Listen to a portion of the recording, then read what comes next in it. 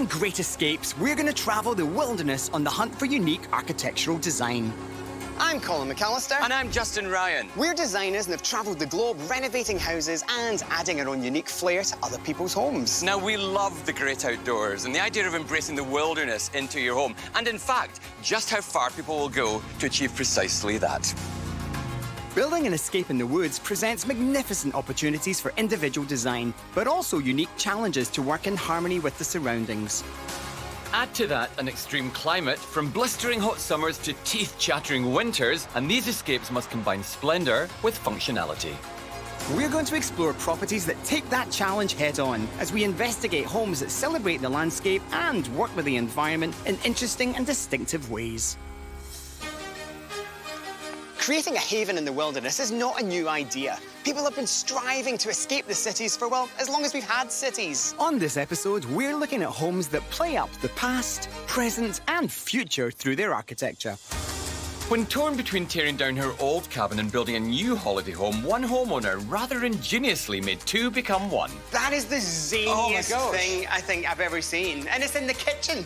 A hockey legend designed his own contemporary cottage to make the most of the present. Look at the size of this place, Justin. I told you I should have been good at hockey. I know, what an amazing property. And we'll be meeting one architect who created a climate-controlled cabin that provides an escape to the future. We're expecting a little slice of the future, and it totally delivers.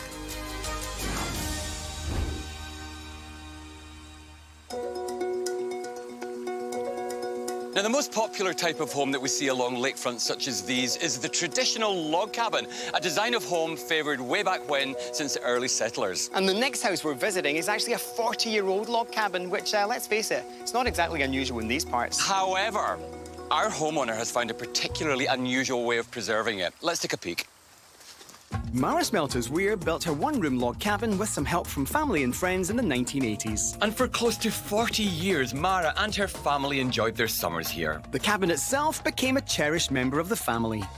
If you look at the beginnings of building in the log cabin, it doesn't get more expressionist than that. I mean, the material is wood. You see it on the inside and the outside. We're still trying to figure out how to insulate all wood houses or whether we need to insulate them. The lucky thing for a summer building is you don't have to insulate, so it all opens up a whole lot of freedom. In 2010, Mara's humble log cabin underwent a major overhaul. Working closely with her architect, they ensured the simple log cabin's past was preserved. Oh, there you are. Hello, Mara. Hello. How are you? Good, thank you. Excellent. There's a real sense of complete abandon out here. As we drove up and walked down, there's nothing else around about just you. It's pretty natural. Yeah, how long have you been here for? Well, 37 years Okay. I've been here. When we first moved here, it was just bush. We had a little trail coming over from the cabin next door. We chopped down some trees to make a little log cabin. That's what we started with. Wow, and you did that yourselves? Yeah, ourselves, a little 8x10 cabin. That's It was fantastic. Great. In 2010, I won the lottery. And Oh, wait a minute, so rewind. You won the lottery? I did. Oh, my word. And that allowed me to expand to a bit of a dream home. So then you got rid of the log cabin, you built a new home. Well, no, we didn't get rid of the log cabin. The log cabin is still here. We basically wanted to keep that log cabin because it was part of our heritage. So where is it? It's inside. Wait a minute, your original log cabin right. is inside this inside. new structure. Yep. I can't stand in your stoop any further. Can I please have a look? go in? Can we? Absolutely. Yeah, Yep, please. come on in.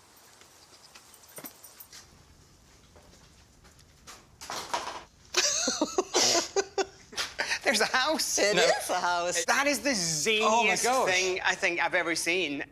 You first see the kitchen, and then you think, wow, this girl can Yeah. bake, because there is the biggest gingerbread house I've ever seen in my entire life. When you told us outside that you actually had an entire house built round an original cabin, I don't think in my wildest dreams it was going to be a literal translation of what you just said.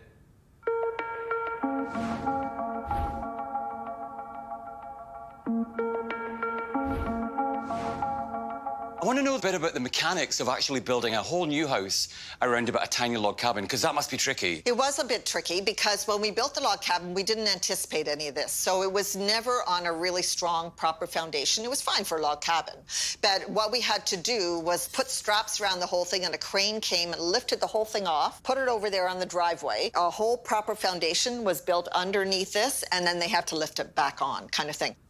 What you've done here is seismic. First up, the volume is incredible. I'd love to get a bit of background on what else you've got here. This is the space I mostly live in. I have fundraisers and dinner parties in this space. But if you go around the back of the cabin, there's a beautiful dining room that seats my whole family. And when my extended family is here, we're 14. And so that was my goal there.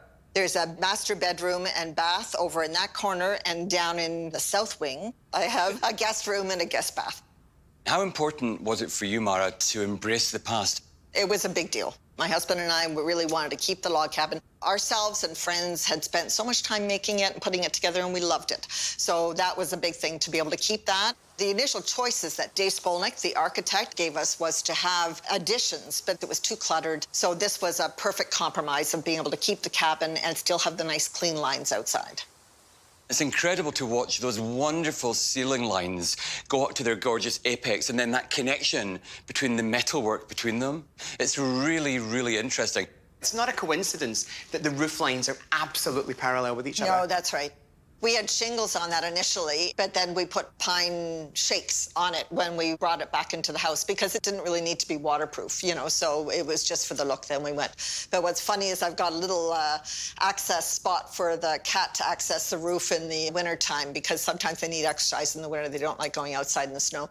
I see the little place up there for them to sit and look out what's going on, but it's kind of a fun little feature for them.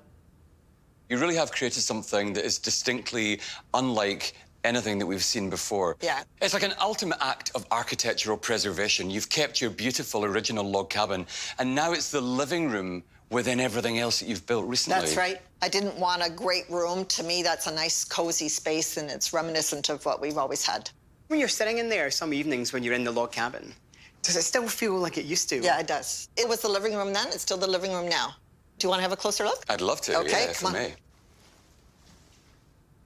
It's wonderful to walk into your past, which is what I expect I'm seeing here. It is. It's exactly that. I look around this room and I see things that we gathered and were given in the process of building the cabin. So, yeah, it is our history. You can see, obviously, that I love cooking, and I extended that to entertaining and cooking outside. Do you want to have a look? Yeah, please. Okay, let's do it.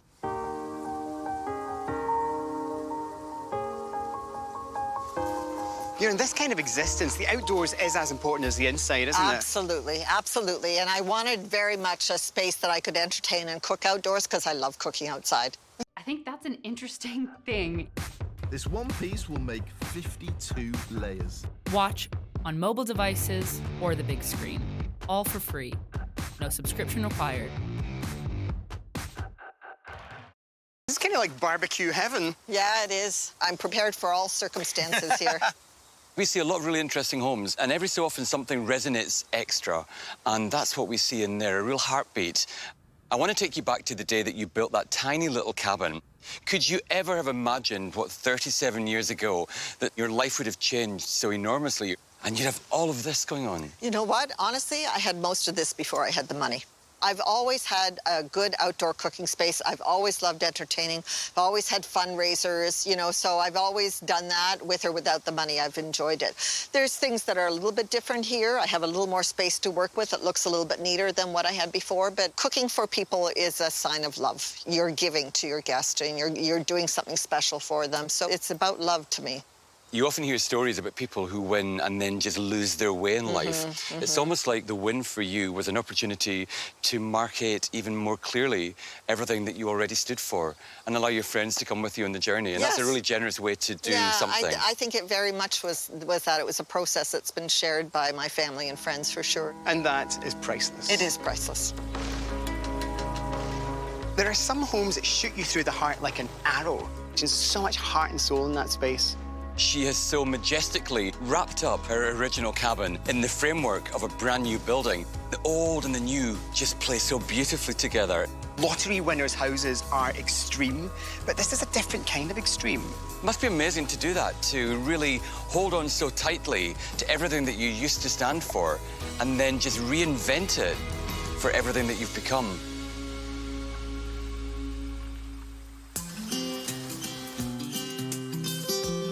As vacation homes become ever more about the idea of spending time with friends and family, the old notion of a one-bedroom cabin, well, that just doesn't cut it anymore. Especially for our next homeowners. Their dream escape, well, it's been built big enough to house an entire hockey team.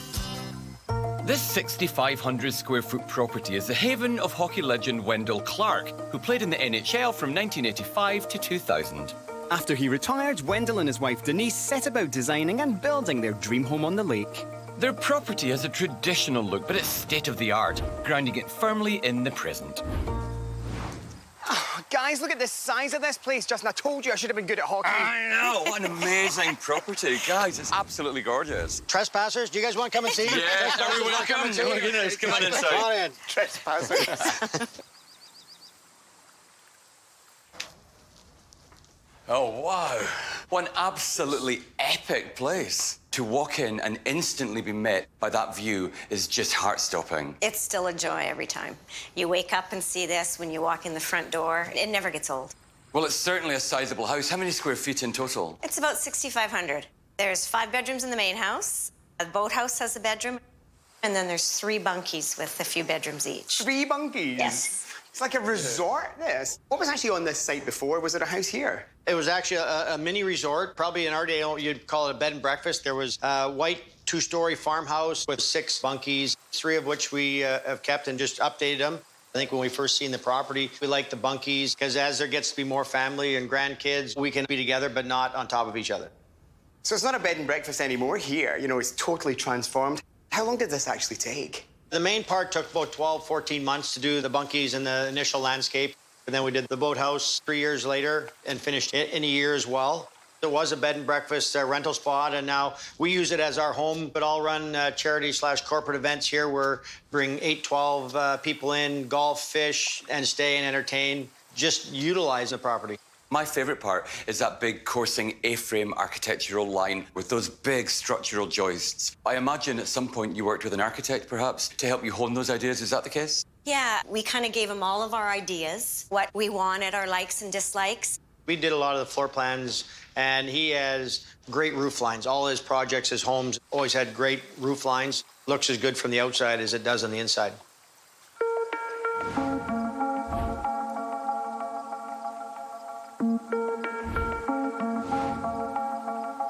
I love the mix of all that glass, that incredible stone fireplace, and the wood everywhere. All of these elements conspire to give you something that really works so well in the present tense. It's something I think it ages well when you use a lot of wood. It's got a warmth to it. All the barn board from the hemlock floors to the beams that we got. Right to the roof of the screened-in porch is the waste wood that they were throwing away. It has too many nails in to use, so instead of putting it on the floor, we put it on the roof and left all the nails in it.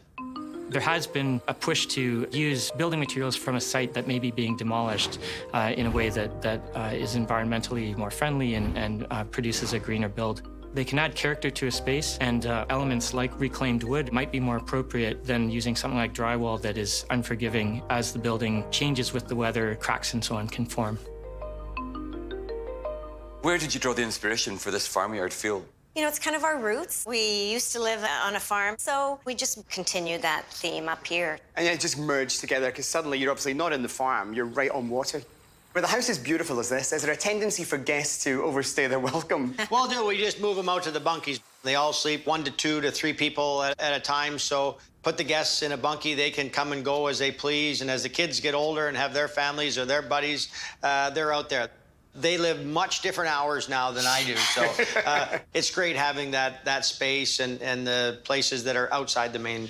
But essentially, you can also all congregate inside this fantastic open concept Absolutely. partition of your home, so it's the best of both worlds. What's that building there? Is that a boathouse? It is. Can we have a look? Come on down, we'll show you.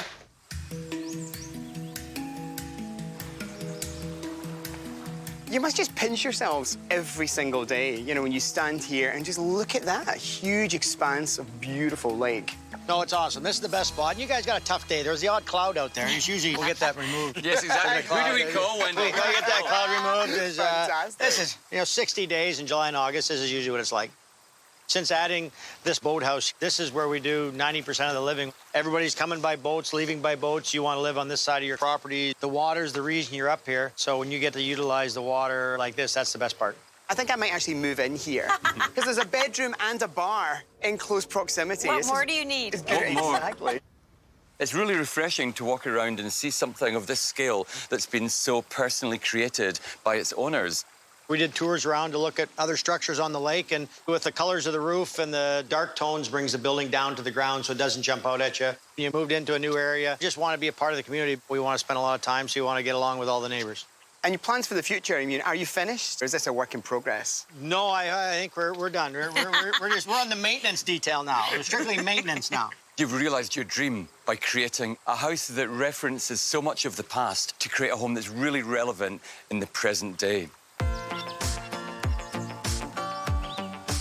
I mean, let's be perfectly frank, Colin. This is an architectural masterpiece, a really successful contemporary build that works so incredibly well in the modern day. It's large, but it's so well organised, it feels really, really manageable. You know, it properly is a jewel in the crown of this incredible landscape, you know, from the coloration right through to the really impressive landscaping. It really is a beautiful house for the modern day.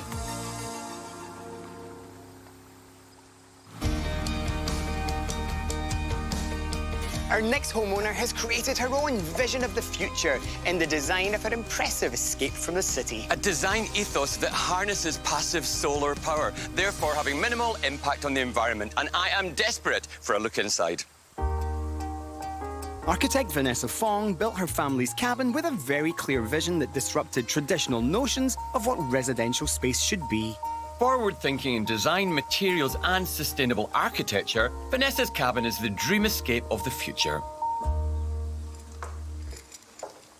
Hey, Vanessa! Hey! Hey! How you guys doing? Hey, it's really good. Good, Vanessa welcome. and friends. Yeah. Got my buddies here. You know, we're expecting a little slice of the future, and it totally delivers. It's got great lines. It kind of looks like a small regional airport. Yeah, we got the big landing here. When you were planning this place, obviously that was your big kind of kick-off point, wasn't it? Yeah. What was the logic, though, that made you decide this is how I'm going to create my home? There was a lot of studying the landscape, studying the sun and the location of the sun in the different times of the year. We really wanted the land to help shape this building as well, hence the stepped down lower deck following the line of the bedrock. And then we also stepped the roof lines up to allow the eastern light into the cabin. So the sun and the landscape really helped influence the major design moves. Traditionally, it was easy to kind of blast a piece of the rock out and stick your house in really nicely. The sensibility now is that the rock is a very valuable and precious found condition. Architects are really interested in finding ways of working with the found condition. It's more challenging, but in the end, the results could be wonderful. I've been on a lot of decks, but I've never seen something that's got such a tremendous overhang. And it's when you actually look here, it just gives you this fabulous outline of a much bigger property. The structure itself is a steel superstructure, and that allowed us to get these nice big overhangs that we wanted. The canopy allows for us to be in the shade and shade the cabin during those hot summer months, but then in the wintertime, the sun allows in because the canopy is so high up. I mean, for all the scale of this magnificent home, it doesn't feel in any way overbearing or overpowering. And I think that's because it's almost like the trees are coming right into this space. We actually cantilevered the deck out so that the footings would be 10 feet back and we wouldn't have to cut down as many trees so that we can maintain a lot of that landscape and the privacy that surrounds the property. I love the coloration you've got with the lovely pale wood underfoot and then this really dramatic black. How did you do this? Is this a varnish or what's the finish? So this is shusugiban. So it's a Japanese method where you burn the wood and char the outside of the wood, and it sort of helps sort of embalm it and protect the wood itself. And was that new for the area? You know, do you have to go to your contractor out here? You know, because we're in a kind of rural area, and you say, OK, we're going to have some shisugiban out here. So ironically, there is a mill worker just 20 minutes from here who had sort of refined the process of making shisugiban. So we clad the entire cabin out of it.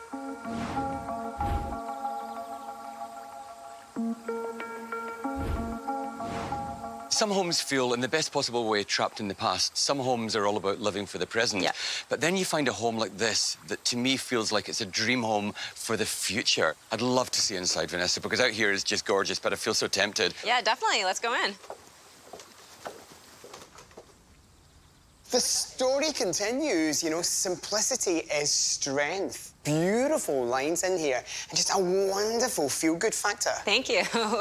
Yeah, we really wanted an open concept plan, knowing that we'll have big gatherings and big family dinners and parties. As an open concept, sometimes you end up with these really big bowling alley spaces. So being elevated, you're still visually connected to whoever's, you know, having a cocktail down in the living room space. So there's still a sense of connection, but the differentiation in the levels also helps define the spaces itself. The staircase that wraps and turns into a bench also creates a really dynamic space for kids to play in. They're either hiding underneath the bench or they're using that upper level as a stage to perform on. So it's become this really flexible space. I think my favorite aspect in here is everything. But if I had to pick one thing, it would be the incredibly generous windows. That is just such an important aspect that gives you such an amazing view of the dream vista. All the windows were treated very simply without a lot of casements or anything, so that the focus is all on the view. It becomes like an infinity of space, and I suppose having the same medium on the ceiling and on the walls blurs the lines so you've no idea where the corners are. Exactly, exactly. What also is fantastic in here is the way that you've accentuated all the height lines. For example, massively tall doors, the wonderful elevation of tile behind the fireplace. All of those things really take your eye up and remind you that this is a really well-composed, dramatic space with lots of vertical interest. Exactly. Thermal issues are really important, particularly in a building where there are so many big windows. So how do you actually balance heat? What's warming the cabin? So we have in-floor radiant heating, which is a very energy-efficient way of heating space, because essentially you have water tubes in the floor and a pump that just basically pumps hot water through the floors. We also made sure to place windows strategically to allow sun in where you need it, but at the same time architecturally block out the sun for those summer months when you don't want it to be heating the building. And you don't have air conditioning? There's no air conditioning. Which is incredible because it's a really warm day out there today and there has been a lot of sunshine. Yeah. But standing in here, I feel as if I'm in a really temperate and cooled environment.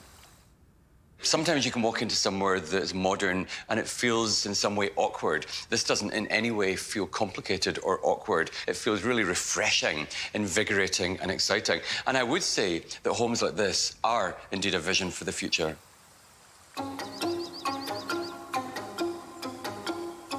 I don't know about you, Justin, but I am ready to teleport into the future as long as it's designed by Vanessa. I'll join you in that journey, Colin, because clearly she is an absolute master of all things modern contemporary architecture. She talks about her home in such a relaxed, humble way and then delivers this. This is a really future-forward property, very family-friendly, very user-friendly, and it creates a really great space to be. I feel a real connection between Vanessa's work and Mother Nature's work. And if you can pull those things off together, then that's a successful job. There are some homes that offer you the opportunity to escape the city, and there are some homes that offer you the opportunity to escape the present. This is time travel.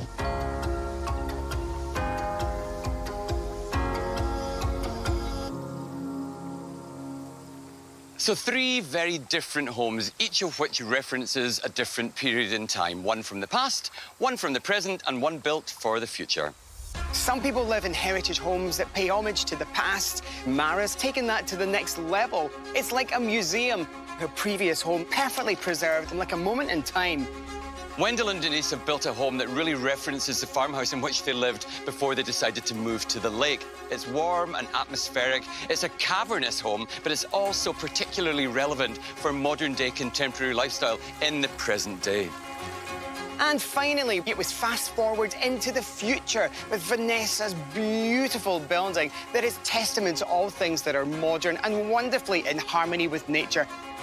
So 3 very different properties, but they each share one thing in common. They're all great escapes.